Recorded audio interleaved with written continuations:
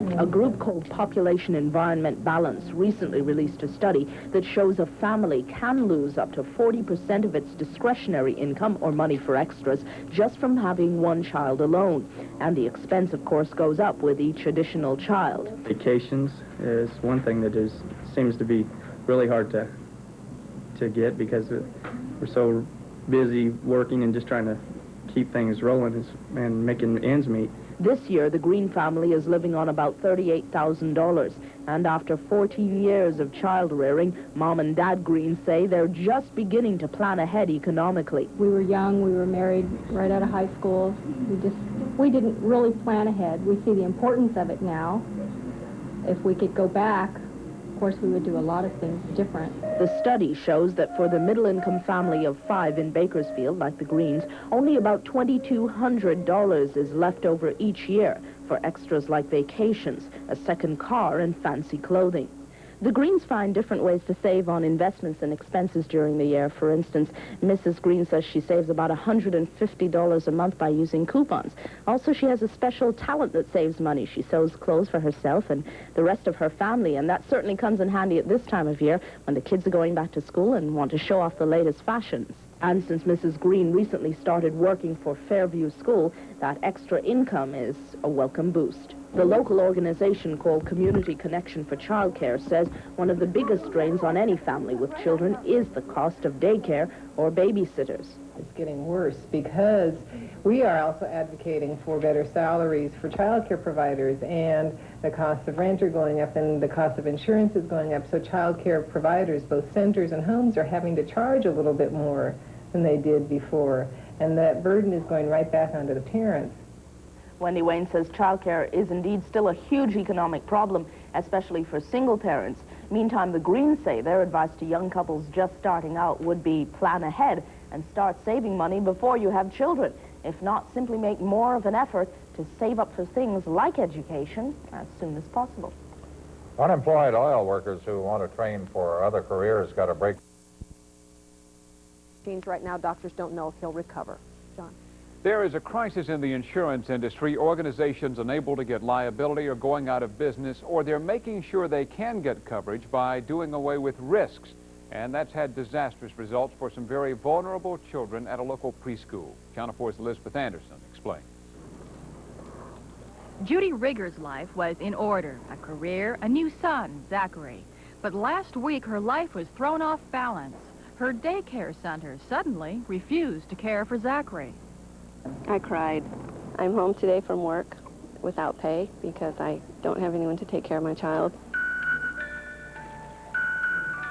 This center's insurance company stopped providing liability coverage for high-risk babies, and Zachary falls into that category. He's attached to a special monitor. When he forgets to breathe, the monitor sets off an alarm, a warning to revive him. Zachary is a so-called apnea baby. Our children fall into a legal loophole. They're not considered well babies. They're not considered sick babies. The same center closed its doors to Charlotte Blishock's daughter, Alicia, another apnea infant. Blishock has been forced to put her career on hold now while she desperately looks for another center. The same thing happened to Jeffrey Hansen, and his parents don't understand it. As far as they're concerned, the monitor is a lifesaver, not a risk. Real calming just to know he's on this monitor, and we don't have to watch him and sit there and watch him, make sure he's breathing, make sure he's okay. The parents still have not found another center that will take their children. The people who work at the school don't like this any better than the parents do. They feel like they're victims too. The center's director blames the insurance companies. I think they're just using one more leverage to keep from covering daycare centers fully. Without liability coverage, Whiteman would be out of business. There's never been a claim against her, yet she still pays $27,000 a year for liability insurance. Plus, she remains fearful of cancellation and is sure that most other child care centers in the country are facing the same liability crunch. Elizabeth Anderson, Channel 4 News, Manhattan Beach. Some toy stores in Boston have stopped selling 2 brands of children's play sand, you know, the kind they fill the sandbox with, because they say it may contain for the residents of a single-family neighborhood in South Bakersfield. It looks like the development of a new care center for the elderly has been put on hold. In August, the Board of Zoning Adjustment approved a conditional use permit that would allow for a 144-bed community care center for the elderly. At the County Board of Supervisors meeting today, a letter was submitted by the original applicant to uphold an appeal by 69 residents of the surrounding neighborhood who overwhelmingly oppose the proposed development. We'd like to keep our area a single family. This is our reason for it. We know that once these things come in, that this is what there will be others who will come and say, plead their case. If somebody's going to plunk down $2 million into a facility of this nature, or this style, that they'd want to do it in an area where they could probably expand.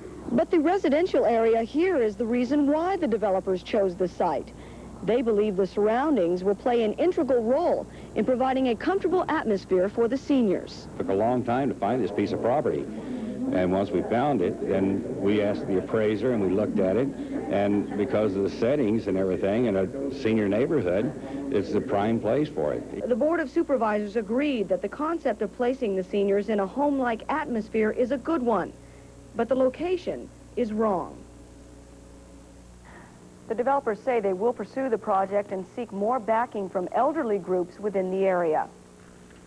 An appeal aimed at shutting down the